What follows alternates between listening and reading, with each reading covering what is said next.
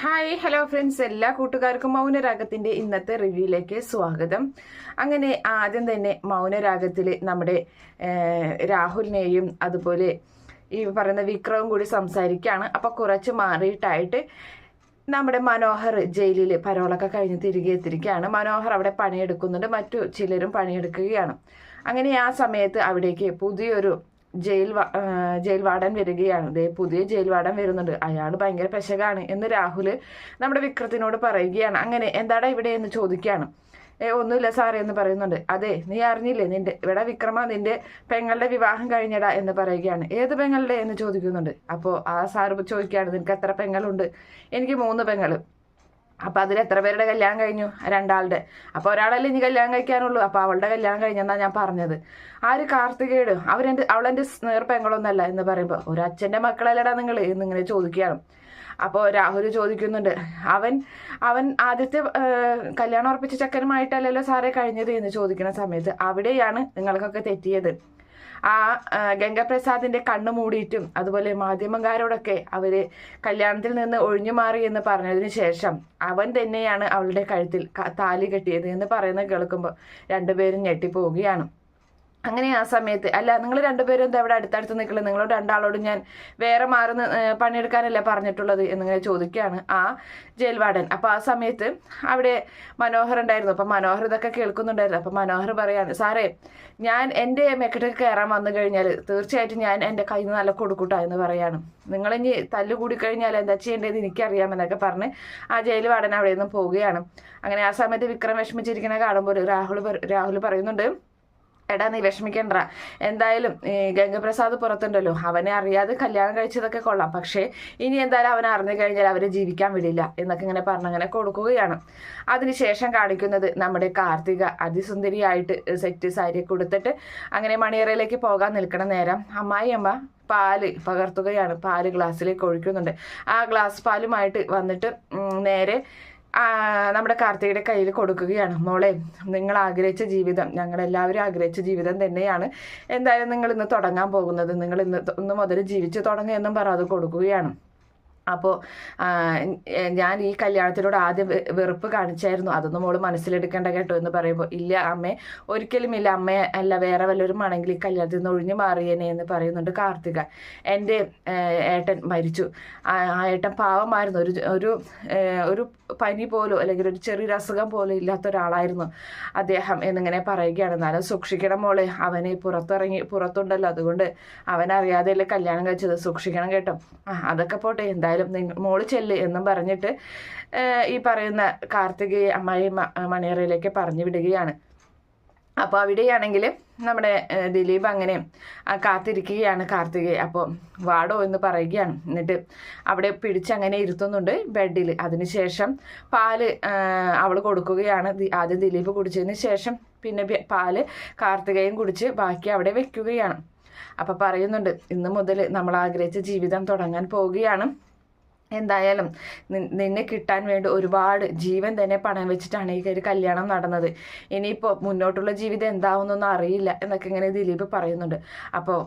അപ്പോൾ ദിലീപ് പറയാണ്, എന്തായാലും നിന്നെപ്പോലൊരു നല്ലൊരു പെൺകുട്ടിയെ മാത്രമല്ല നല്ലൊരു ബന്ധുക്കളെയും തന്നെയാണ് എനിക്ക് കിട്ടിയിട്ടുള്ളത്. കല്യാണിയും കിരണമൊക്കെ നല്ല ആൾക്കാരാണെന്ന് പറയുമ്പം അത് ശരിയാണ്, കല്യാണിയുടെ ജീവിതത്തിൽ ഒരുപാട് പ്രശ്നങ്ങളൊക്കെ ഉണ്ടായിട്ടുള്ളതല്ലേ എന്നൊക്കെ ഇങ്ങനെ പറഞ്ഞങ്ങനെ നിൽക്കുകയാണ്. എന്തായാലും ഇനിയിപ്പോൾ കഴിഞ്ഞു എന്നും പറഞ്ഞിട്ട് അവരങ്ങനെ കുറച്ച് വർത്താനൊക്കെ പറഞ്ഞതിന് ശേഷം അവരങ്ങനെ ഒന്നിച്ച് കിടക്കുകയാണ്.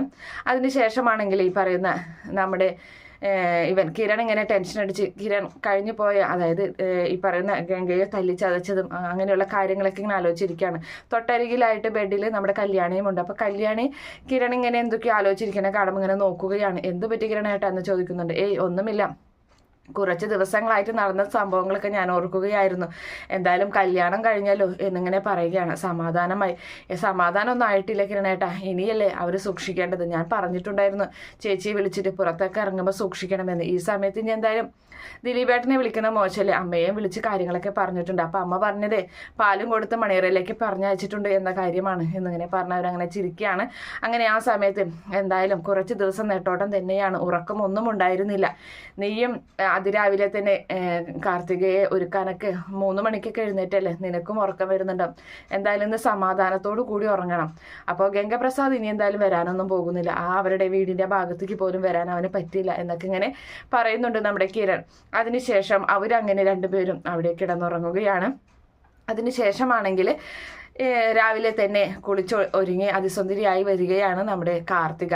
അങ്ങനെ കാർത്തിക വന്നിട്ട് ഒരു ഗ്ലാസ് ചായയുമായിട്ടാണ് വരുന്നത്. അപ്പോൾ ദിലീപ് ആണെങ്കിൽ നല്ല ഉറക്കത്തിലാണ്. ഹലോ, എഴുന്നേൽക്കണില്ലേട്ടാ എന്നൊക്കെ വിളിച്ചിട്ട് ഇങ്ങനെ. അപ്പോൾ ഇയാളിത് എപ്പോഴാണ് എഴുന്നേറ്റ് പോയത് എന്നിങ്ങനെ ചോദിക്കുന്നുണ്ട്. അതെ, എൻ്റെ ഭർത്താവ് നല്ല ബോധമില്ലാതെ കിടന്നുറങ്ങുന്ന സമയത്ത് ഞാൻ എഴുന്നേറ്റ് പോയി എന്ന് പറയാൻ. അപ്പോൾ ഇന്നലെ എപ്പോഴാണ് നമ്മൾ ഉറങ്ങിയെന്ന് ചോദിക്കുന്നുണ്ട് ദിലീപ്. ആ സമയത്ത് ഏട്ടൻ ആണ് ഇന്നലെ നേരത്തെ ഉറങ്ങിയത്, ഒരു 2 മണിക്കായി കാണും, അതിനുശേഷം ഞാനും ഉറങ്ങിയെന്ന് പറയുന്നു. അപ്പോൾ അത് ശരി, എന്നിട്ടും ഇത്ര നേരത്തോടെ എഴുന്നേറ്റോ എന്നിങ്ങനെ ദിലീപ് ചോദിക്കുന്നുണ്ട്. അപ്പോൾ ആ സമയത്ത് അതൊരു ശീലമായി പോയി ഏട്ടാ, എത്ര നേരം വൈകി ഉറങ്ങിയാലും 6 മണി കഴിഞ്ഞാൽ പിന്നെ ഉറങ്ങില്ല. പക്ഷേ കല്യാണിയൊക്കെ ആണെങ്കിലേ ശരിക്കും പറഞ്ഞാൽ 4-4:30 ആകുമ്പത്തിന് എഴുന്നേൽക്കും. അവളുടെ കൂടെ കിടന്നാൽ ഒട്ടും ഉറങ്ങാൻ സമ്മതിക്കില്ല. പിന്നെ കല്യാണിയുടെ കാര്യങ്ങളൊക്കെ അറിയാലോ, അവൾ എന്നും പുലർച്ചെ തന്നെ എഴുന്നേൽക്കാറുണ്ട്. 3 മണിയൊക്കെ ആകുമ്പോഴേ ചെറുപ്പത്തിൽ അവൾ എഴുന്നേൽക്കാറുണ്ട്. എന്നിട്ട് അവൾ പാലൊക്കെ കറന്നെടുത്തിട്ട് സ്വയം വള്ളം തുഴഞ്ഞിട്ട് അവൾ പാല് വിൽക്കാനൊക്കെ പോയിരുന്ന ഒരു കാലമുണ്ടായിരുന്നു. അതുകൊണ്ട് തന്നെ അവളും നല്ല കൃത്യമായി തന്നെ നേരത്തോടൊക്കെ എഴുന്നേൽക്കുമായിരുന്നു എന്നൊക്കെ ഇങ്ങനെ പറഞ്ഞങ്ങനെ നിൽക്കുകയാണ്. ആ ചായയൊക്കെ അവിടെ വെച്ച് എന്നും പറഞ്ഞിട്ട് കാർത്തികയുടെ കൈ പിടിച്ചിട്ട് ദിലീപ് അവിടെ അരികിൽ അങ്ങനെ ഇരുത്തുകയും ചെയ്യുന്നുണ്ട്. അതിനുശേഷം കാണിക്കുന്നത് നമ്മുടെ വേലുവാണെങ്കിൽ ആ ഗംഗപ്രസാദിനെ കുഴിച്ചിട്ട സ്ഥലത്ത് തെങ്ങും തൈ വെച്ചിട്ടുണ്ടല്ലോ, ആ തെങ്ങും തൈക്ക് വെള്ളം ഒഴിക്കുന്ന കാഴ്ചയാണ്. അപ്പം അരികിലായിട്ട് നമ്മുടെ രതീഷും അതുപോലെ കിരണും അവിടെ നിൽക്കുന്നുണ്ട്. അങ്ങനെ ഇത് നന്നായി താഴ്ച വളരട്ടെ, 3 കൊല്ലം കൂടുമ്പോൾ കായ്ക്കുന്ന തെങ്ങാണ്, ഇതെന്തായാലും നന്നായി താഴ്ച വളരും, നല്ല വളവും വെള്ളവും ഒക്കെ കൊടുക്കണം ഇതിന്. എന്തായാലും ഭൂമിയിൽ എല്ലാവർക്കും പേടിയുണ്ടായിരുന്ന ആളിഞ്ഞ് ഭൂമിക്കടിയിലാണ് കിടക്കുന്നത് എന്നൊക്കെ ഇങ്ങനെ കിരൺ പറയുന്നുണ്ട്. അപ്പോൾ വേലു ചോദിക്കുകയാണ്, സാറേ ഞാനൊരു കാര്യം ചോദിക്കട്ടെ, ഇവൻ മരിച്ച കാര്യം എൻ്റെ അമ്മായിയോടും വേലുവിനോടും അമലുവിനോടും ഞാൻ പറഞ്ഞോട്ടെ എന്ന് ചോദിക്കുകയാണ്.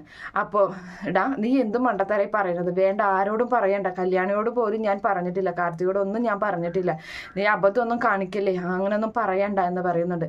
അപ്പോൾ ഇവളും നമ്മുടെ രതീഷും പറയാണ്, നീ ഓരോ മണ്ടത്തരത്തിന് ഓരോ കാര്യങ്ങൾ ചെയ്യല്ലേ, എല്ലാവർക്കും അത് അറിഞ്ഞു കഴിഞ്ഞാൽ സന്തോഷമാകും സാറേ എന്ന് പറയാണ്. വേണ്ട, പറയണ്ട എന്ന് പറയുന്നുണ്ട്. അപ്പം അല്ല, ഇനിയിപ്പോൾ ഇതിൻ്റെ പേരിൽ ഞാൻ സാറിനെ ഒരുപാട് അഭിനന്ദിക്കുകയാണ്. സാർ എന്തായാലും ഇവനെ തല്ലിച്ചതയ്ക്കാൻ ഒരുപാട് കഷ്ടപ്പെട്ടിട്ടുണ്ട്. സാറിൻ്റെ മനസ്സ് ഇതുപോലൊരാളെ ഞാൻ കണ്ടിട്ടില്ല. സാർ ഇവനെ പിടിക്കുമെന്ന് പറഞ്ഞു പോയ സമയത്തൊക്കെ ഇവനെ പിടിച്ചിട്ടുണ്ട്, അതുപോലെ തന്നെ ഇവനെ നല്ലത് കൊടുത്തിട്ടുമുണ്ട്. എന്തായാലും ഏതെങ്കിലും രീതിയിൽ ഇവൻ്റെ കൊലപാതകം, ഇവൻ മരിച്ചത് പുറത്തറിഞ്ഞു കഴിഞ്ഞാൽ അത് ആരും ഏറ്റെടുക്കണ്ട, ഞാൻ തന്നെ അതിൽ ജയിലിൽ ഇവനെ കൊന്നതിന് ഇതായിട്ട് ഞാൻ ജയിലിൽ പൊക്കോളാം എന്ന് പറയുന്നുണ്ട്. അതിൻ്റെ ഒന്നും ആവശ്യം വരില്ല, നീ ഒന്ന് വെറുതെ ഇരുന്നേ, അങ്ങനെയൊന്നും പറയണ്ട, എന്തായാലും വായോ പോവാമെന്നും പറഞ്ഞിട്ട് അവർ നനച്ച ബക്കറ്റും സാധനങ്ങളൊക്കെ എടുത്തിട്ട് അവർ 3 പേരും അവിടെ നിന്ന് പോകുന്ന ഒരു ഭാഗത്തോടു കൂടിയാണ് എന്തായാലും ഇന്നത്തെ എപ്പിസോഡ് അവസാനിക്കുന്നത്. ഈ റിവ്യൂ ഇഷ്ടപ്പെടുകയാണെങ്കിൽ ഈ ചാനൽ ഒന്ന് സബ്സ്ക്രൈബ് ചെയ്ത് സപ്പോർട്ട് ചെയ്യുക. Okay friends, bye, thank U.